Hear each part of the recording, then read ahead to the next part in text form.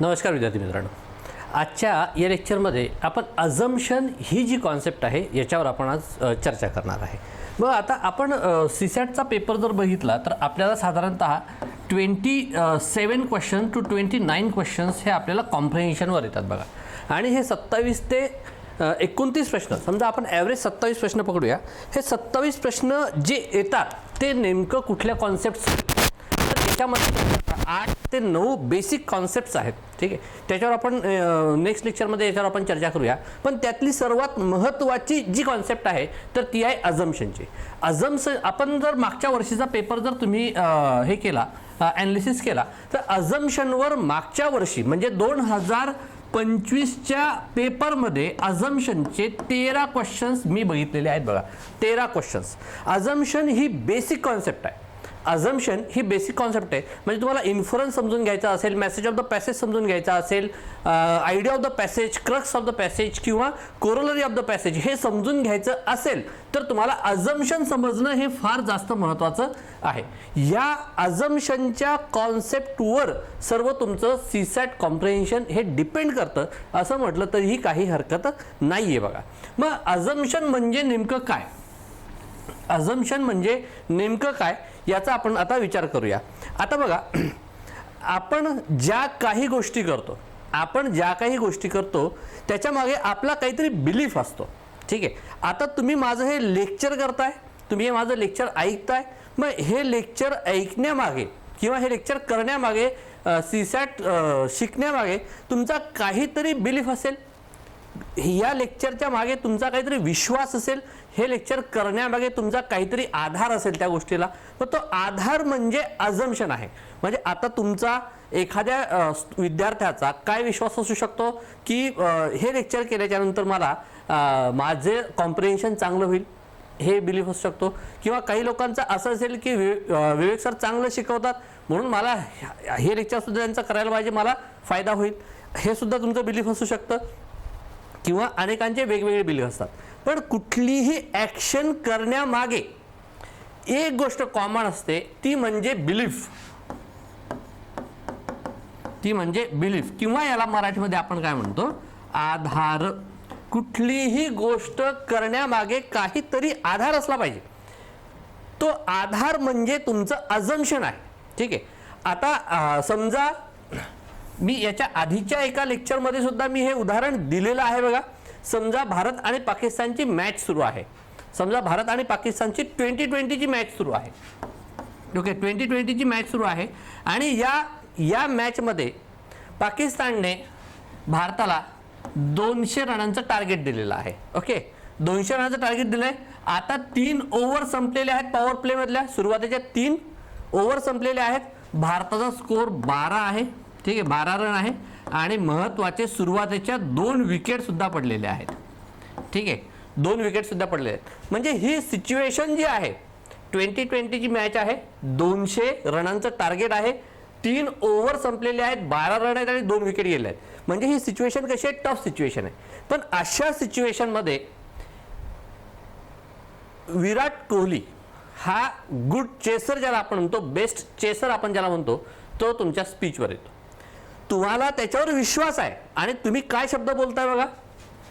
तुम्ही काय शब्द बोलता अशा सिच्युएशनमध्ये, तुम्ही काय म्हणता, ए स्टेटमेंट तुम्ही करता, विराट इज द बेस्ट चेसर. ठीक आहे, बी स्टेटमेंट तुम्ही बोलत नाही आणि सी स्टेटमेंट तुम्ही काय म्हणता, best chaser, so India will win this match. आता हे स्टेटमेंट तुम्ही का केलेलं आहे, हे स्टेटमेंट तुम्ही का केलेलं आहे याच्या मागे काहीतरी बिलीफ आहे. आणि तो बिलीफ म्हणजे काय, तुमचा बिलीफ असा असू शकतो,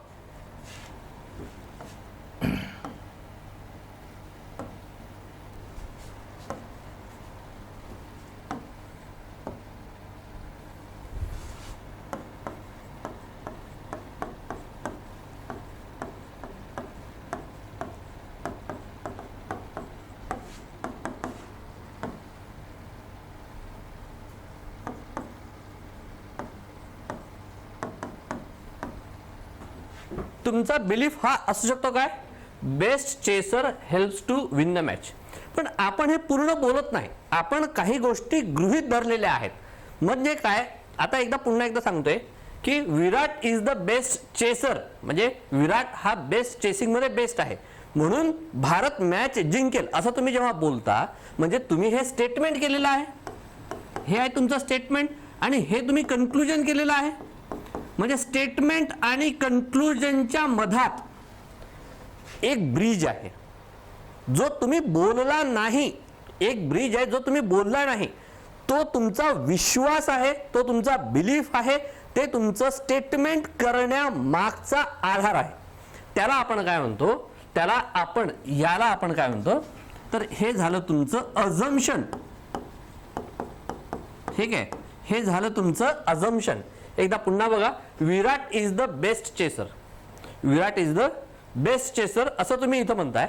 दुसरं काय, so India will win the match, याच्या मागचा काय, best chasers helps to win the match. हे एखाद्या व्यक्तीचं गृहीतक असू शकतं. एखादा व्यक्ती असंही म्हणू शकतो, विराट हा बेस्ट चेसर आहे आणि मला विश्वास आहे की विराट ही मॅच मला जिंकून देईल कारण की विराटचा सध्याचा परफॉर्मन्स चांगला आहे, असंही कोणाचं बिलीफ असू शकतं. म्हणजेच काय की जे काही अनस्टेटेड स्टेटमेंट असतात, ठीक आहे, अनस्टेटेड स्टेटमेंट असतात, जे बोललेले नाही त्याला आपण गृहीतक करतो. पण याच्याशिवाय तुम्ही जे बोललेलं आहे ते खरं ठरणार नाही. म्हणजे गृहीतक जर तुमचं व्यवस्थित नसेल तर तुम्ही केलेले स्टेटमेंट याला अर्थ राहणार नाही. म्हणजेच काय, गृहीतकांनी तुमच्या स्टेटमेंटला सपोर्ट करायला पाहिजे, गृहीतकांनी तुमच्या स्टेटमेंटला नेहमी सपोर्ट केलं पाहिजे. तुमचे गृहीतकाच्या बेसिसवर स्टेटमेंट बिल्डअप झालेले असतात. स्टेटमेंट हे गृहीतकावर बिल्ड झालेले असतात.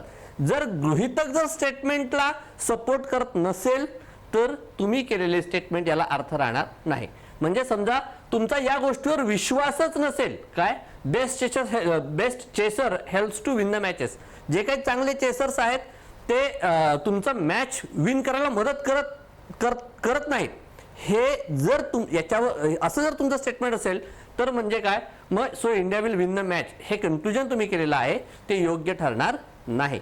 म्हणजेच काय, गृहीतक हे आपल्या दिलेल्या माहितीला नेहमी सपोर्ट करत असतात. ठीक आहे, मग आता याच्यावरनं आपण काय अझम्पशनचे काय फीचर, काय कॅरेक्टरिस्टिक आपण इथं बघू शकतो की अझम्पशन हे अनस्टेटेड असतात.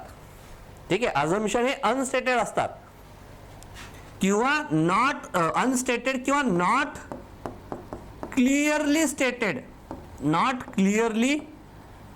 Stated in passage,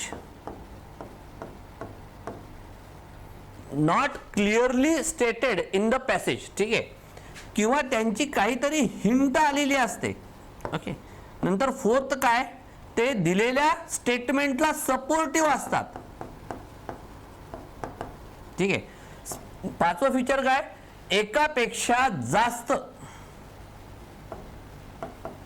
more than one हे अझम्पशन्स असू शकतात. मी एकदा पुन्हा तुम्हाला सांगतोय की तुम्ही जे स्टेटमेंट करता, तुम्ही जी काही ऍक्शन घेता त्या ऍक्शन मागे काही ना काही तुमचा विश्वास असतो. त्या विश्वासाशिवाय तुम्ही कुठलीही गोष्ट करत नाही. तो विश्वास बोललेला नसतो पण तो तुमच्यामध्ये असतो. Not stated, not clearly stated, तुम्ही काहीतरी हिंट दिलेली असते. ठीक आहे, तर त्या विश्वासाच्या आधारावर तुम्ही कुठली ऍक्शन करता. तो जो विश्वास आहे, तो जो बिलीफ आहे, तो जो आधार आहे त्याला आपण अझम्पशन असं म्हणतो. बघा, आता प्रॅक्टिससाठी समजा आपण जर हा पॅसेज बघितला, काय प्रॅक्टिसचा हा आयोगाचा पॅसेज नाहीये, आपण लगेच याचे आयोगाचे पॅसेज पण घेणार आहे. ठीक आहे, 2020 पासून 2025 पर्यंतचे जे काय पॅसेज आलेले आहे ते सर्व आपण या लेक्चरमध्ये कव्हर करणार आहे. Government has mandated data protection laws, काय म्हणतोय, to insure a citizen privacy in a digital age. आता तुम्हाला एक नवीन कॅरेक्टरिस्टिक मी तुम्हाला इथे सांगतो, एक नवीन फीचर जे आहे ते मी तुम्हाला सांगतो. Government has mandated data protection laws to ensure citizens privacy in digital age. आता ज्या कोणी ऑथरने हे लिहिलेलं आहे, ज्या कोणी ऑथरने लिहिलेलं आहे त्याचे दोन विश्वास इथे आपल्याला दिसतात, दोन बिलीफ त्याचे इथे दिसतात जे अनस्टेटेड आहे. काय की डिजिटल एज मध्ये डेटा प्रोटेक्शन याची रिस्क आहे, हे पहिलं त्याचं गृहीतक आहे. आणि दुसरं गृहीतक काय आहे की यांनी काय म्हटलं, government has mandated data protection laws, mandated laws to ensure citizens privacy. म्हणजे लॉज मध्ये ही ताकद आहे की तुमची प्रायव्हसी ही एन्श्युअर होईल, म्हणूनच याने हे दोन स्टेटमेंट केलेले आहेत. हा विश्वास त्याचा आहे. हे दोन्ही विश्वास या स्टेटमेंटला सपोर्ट करणारे आहेत. ठीक आहे. मग आता इथं आपण काय म्हणतो, अझम्पशन्स काय, citizens data is at risk in a digital age. Yes, हे याचं गृहीतकच आहे, हे याचा विश्वासच आहे, हे याचा बिलीफ आहे. म्हणून यांनी हे स्टेटमेंट, वरचे दोन स्टेटमेंट केलेले आहेत. येस, हे करेक्ट आहे. Laws can effectively protect privacy. Yes, म्हणूनच हे लॉजचं इथं नाव घेतलेलं आहे ना, म्हणून हे येतं बघा. All citizen are aware of privacy right. All सिटीजन्सचं कुठं काय बोललेलं आहे का नाही, तर मग हा काय झाला, तुमचा ओव्हर थिंकिंग ट्रॅप तुमचा झालेला आहे बघा. म्हणून हे कुठं येणार नाही, म्हणून 1 आणि 2 याचं उत्तर तुमचं निघून जाईल. हे लक्षात येते का. दुसरी गोष्ट म्हणजे अझम्पशन. अझम्पशन हे तुमचे वाचणाऱ्याचे नसतात. तुम्हाला कुणाचे अझम्पशन्स काढायचे आहेत, ज्याने हे स्टेटमेंट केलेलं आहे त्याचे अझम्पशन तुम्हाला काढायचे आहेत. जे मी तुम्हाला आता बोललो की एक नवीन फीचर मी तुम्हाला सांगणार आहे, तर त्याचं आहे बघा की हे स्टेटमेंट ज्याने केलेलं आहे त्याचं अझम्पशन तुम्हाला काढायचं. तुमचं इथं काही रोल नाहीये. तुम्हाला कन्क्लुजन जेव्हा करायचं तेव्हा तुमचं असतं, इन्फरन्स जेव्हा करायचं असतो तेव्हा तुमचं असतं, पण अझम्पशन हे ऑथरचे असतात. अझम्पशन हे ऑथरचे असतात, हे लक्षात घ्या. अझम्पशन हे ऑथरचे असतात, ही गोष्ट एक लक्षात ठेवायची. ठीक आहे. नेक्स्ट आपण बघूया, हे पण प्रॅक्टिससाठीच आपण घेतलेला आहे बघा. काय, online education has increase the access to learning from rural student. Okay. आता काय म्हणतोय की ऑनलाईन एज्युकेशनने ग्रामीण भागातल्या विद्यार्थ्यांचं जे काही शिक्षण आहे किंवा जे काही लर्निंग्स आहेत ते वाढवलेले आहेत, हे इथे यांनी म्हटलेलं आहे. मग आता याचा अर्थ की याच्या मागे काही ना काही याचं स्वतःचं गृहीतक असायला पाहिजे. मग आता पहिलं गृहीतक काय, rural student have internet assess.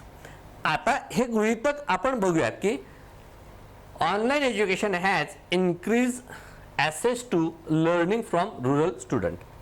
Rural student जवळ जर इंटरनेट नसतं तर मग त्यांना याचा फायदाच झाला नसता. म्हणजे याचा अर्थ काय की हे गृहीतक बरोबर आहे की rural student have internet assess, तेव्हाच त्यांना त्याचा फायदा होतोय. म्हणजे पहिलं जे गृहीतक आहे, जे ऑथरचं आहे, ते योग्य आहे असं आपल्याला म्हणायला हरकत नाही. दुसरं काय, online platforms are affordable.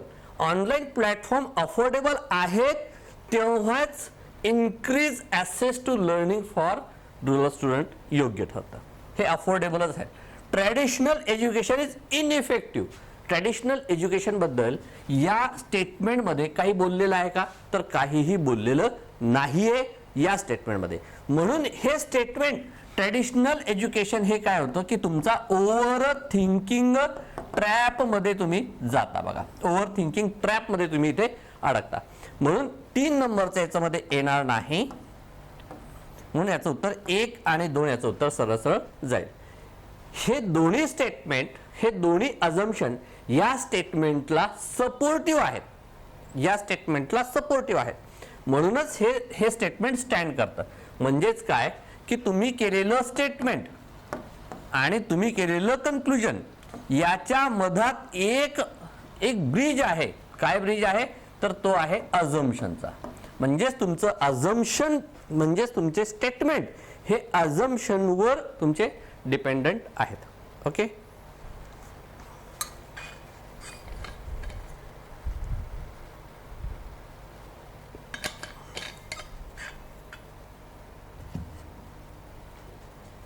Next हे बघा, पैसे बघा. The government launch a health awareness campaign to reduce lifestyle diseases. म्हणजे लाईफस्टाईलमुळे जे काही डिसिजेस वाढलेले आहेत ते कमी करण्यासाठी गव्हर्नमेंटने अवेअरनेस प्रोग्राम लॉन्च केला आहे. आता आपण जसं वाचलं त्याच्यामधनं हे समजतं की अवेअरनेस प्रोग्राम इफेक्टिव्ह आहे म्हणूनच त्यांनी हा लॉन्च केलेला आहे.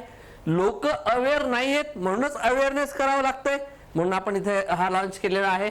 आणि तिसरं म्हणजे काय की health aware reduce lifestyle disease म्हणजे हे डिसीजेस वाढलेले असणार म्हणूनच हे अवेअरनेस करावं लागतंय. हे तिन्ही गृहीतक आपल्याला योग्य ठरतात. बरं काय lifestyle diseases are increasing, yes correct आहे. Awareness can reduce the diseases, yes. म्हणूनच जसं की आपण याच्या आधी लॉज बद्दल बोललो होतो की लॉज तुमचे जे काही प्रायव्हसी प्रोटेक्शन करू शकतात म्हणूनच त्याच्या आधारे आपण ते करतोय. मग अवेअरनेसच्या आधारे हे डिसीजेस रिड्यूस होऊ शकतात म्हणून अवेअरनेस बद्दल इथे बोललेलं आहे. करेक्ट आहे. People lack awareness, yes correct आहे. म्हणूनच हे अवेअरनेस करावं लागतं.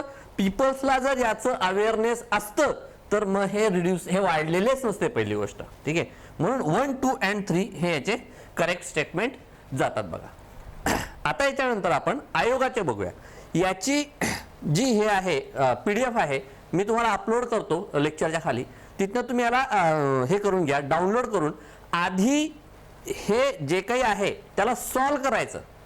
एक पॅसेज घ्यायचा त्याला सॉल्व करायचं आणि नंतर पुढचं एक्सप्लेनेशन त्याचं बघायचं. या माध्यमातूनच जायचं. तसं केलं तरच तुमची इम्प्रूव्हमेंट होईल. तुम्ही आधी लेक्चर बघताय आणि नंतर सॉल्व करताय तर याला काहीही अर्थ राहणार नाही. म्हणून आधी जे काही कॉम्प्रिहेन्शन तुमच्या समोर येणार आहे तर त्याला सॉल्व करायचं, त्याला सॉल्व करा. तुमचं काय चुकतं ते बघा, तुम्ही कुठचं काय विचार करता ते बघा. तुम्ही जर समजा तुमचं चुकलं असेल आन्सर तर हे लेक्चर बघत असताना आपण काय चूक केली आणि ऍक्च्युअल काय असायला पाहिजे हे बघा आणि नंतरच पुढे जा. ठीक आहे. त्याशिवाय पुढे जाऊ नका. आता हा जो आहे पॅसेज हा आहे 2020चा. ठीक आहे. हा आहे 2020चा. तो आपण याला वाचूया आणि पुढे जाऊया. काय म्हणतोय बघा. In India current focus on digital privacy is based on some new realities. सध्या भारतामध्ये जो काही राईट टू प्रायव्हसी आहे हे डिजिटल रियालिटीजच्या एजमध्ये च्या आधारावर यांनी केलेली आहे. A right is a substantive right only. Substantive strong करतो बघा statement. Right only if it works in all situation. Statement strong आहे बघा. ऑल वगैरे हे यायला लागले. हा राईट सबस्टॅन्टिव्ह कधी असेल जेव्हा सर्व सिच्युएशन मध्ये तो काम करेल. अँड फॉर एव्हरीवन म्हणजे प्रत्येकासाठी हा काम करेल तेव्हा त्याचं येईल. A right to free expression for an individual about her exploitation. A right to free expression, right to free expression for an individual about her exploitation, for instance, is a meaningless without actual availability of security that guarantees that private forces cannot be used to thwart this right. म्हणजे काय म्हणतोय की एखाद्याचं exploitation होत असेल तर हा जो राईट आहे राईट अगेन्स्ट एक्सप्लॉयटेशन हा राईट तुमचा प्रोटेक्ट करण्यासाठी तुमच्याकडे एखादी अशी काहीतरी यंत्रणा असायला पाहिजे की या राईटला ती प्रोटेक्ट करेल किंवा एखादा प्रायव्हेट इंडिव्हिज्युअल तुमचा हा राईट याला ब्लॉक करणार नाही. म्हणजेच काय कुठली तरी संस्था असावी त्याच्यावर हे बोलतोय. The role of state. बघा जेव्हा जेव्हा पॅसेजमध्ये रोल ऑफ स्टेट हे येईल याच्यावर आयोगाने नेहमीच प्रश्न तयार केलेले आहेत. ठीक आहे. ही ट्रिक म्हणून समजा वाचत असताना तुम्हाला थांबायचंच आहे. ओके.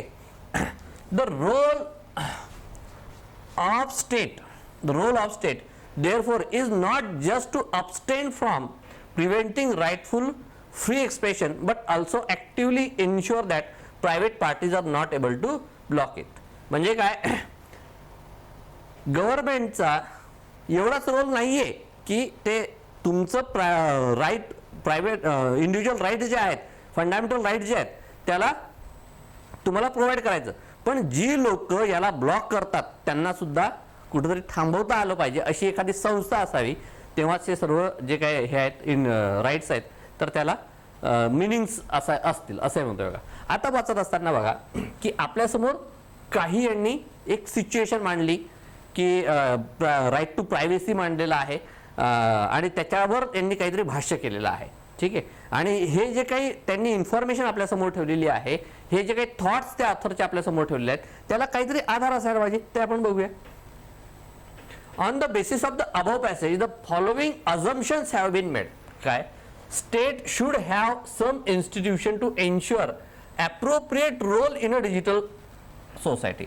आता काही लोक काय म्हणतात की सर याच्यामध्ये कुठं state should have some institution असं कुठं काही आलेलं नाहीये. पण आता तुम्ही जर इथं बघितलं ना तर इथनं तुम्ही जर वाचला a right to free expression for individual about her exploitation for instance is a meaningless. ठीक आहे, म्हणजे एक्सप्लॉयटेशनच्या विरुद्ध एक्सप्लॉयटेशनचा राईट हा मिनिंगलेस असेल कधी, without actual availability of security. म्हणजे एखादी संस्था तुमच्या राईटला गॅरंटी करू शकत नसेल किंवा अशी एखादी संस्था राज्यांकडे नसेल किंवा देशाकडे नसेल किंवा एखाद्या स्टेटकडे नसेल तर तुम्ही जो काही राईट दिलेला आहे तो मिनिंगलेस असेल. म्हणजे एखादी संस्था या राईटला मिनिंग आणण्यासाठी असायला पाहिजे असं यांनी म्हटलेलं आहे. आता इथं काय म्हणतोय, state should have some institution to ensure appropriate role in a digital society. म्हणूनच त्यांनी हा रोल इथे टाकलेला आहे. करेक्ट करेक्ट आहे हे पहिलं तुमच्या उत्तर. आता एलिमिनेशन मेथडकडे आपण लगेच जाऊया. 1 and 2 1 and 3 म्हणजे एक तुमच्या ऑप्शन मध्ये असायलाच पाहिजे तुमच्या उत्तरामध्ये, पण कुठं कुठं नाही. ओनली 3 आणि ओनली 2 मध्ये नाही, याला हे एलिमिनेट करून टाका. आता एक आहे ए आणि सी मध्ये, 2 आणि 3. 2 पैकी एक जरी तुम्हाला माहित झालं की हे 100% बरोबर असायला पाहिजे किंवा 100% चुकीचं आहे हे जरी माहित झालं तरी तुमचा आन्सर निघून जातो बघा. State should ensure that private parties do not violate citizens right to privacy. काय म्हणतोय, therefore is not just abstain from preventing rightful free expression but also actively ensure that private parties are not able to block it. मग स्टेटने हे सुद्धा ensure करायला पाहिजे की private parties तुमचा हा अधिकार ब्लॉक करणार नाहीत, त्याला अडवणूक करणार नाहीत. इथं काय म्हटलेलं आहे, state should ensure that private parties do not violate the citizens right to privacy. हेच करेक्ट आहे.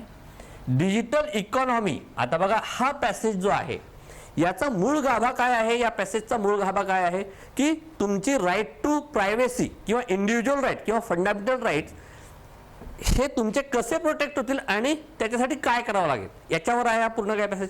डिजिटल एजमध्ये डिजिटल एज कसं आहे ते का आहे याच्यावर हा पॅसेज नाही आहे. त्याच्या कॅपॅसिटी काय आहेत याच्यावर हा पॅसेज नाहीच आहे. तुम्हाला मूळ गाभा ओळखता आला पाहिजे. Digital economy is not compatible with the idea of and violating the citizens' privacy. ही कॉम्पॅटिबलच नाहीये असं काही पॅसेजमध्ये आलं नाही, म्हणून 3 नंबरचा ऑप्शन तुमच्या पॅसेजमध्ये तुमच्या उत्तरामध्ये येणार नाहीत. म्हणून 1 आणि 2 याचं उत्तर सरळ सरळ निघून जातं बघा. ठीक आहे, अशा प्रकारच्या ह्या लेक्चर्समध्ये आपण ह्या बॅचमध्ये आपण सर्वच्या सर्व मॅक्झिमम पॅसेजेस आपण घेतलेले आहेत 2020 पासून 2025 पर्यंतचे. ठीक आहे, म्हणून ही बॅच तुमच्यासाठी महत्त्वाची आहे. नेक्स्ट काय म्हणतोय बघा.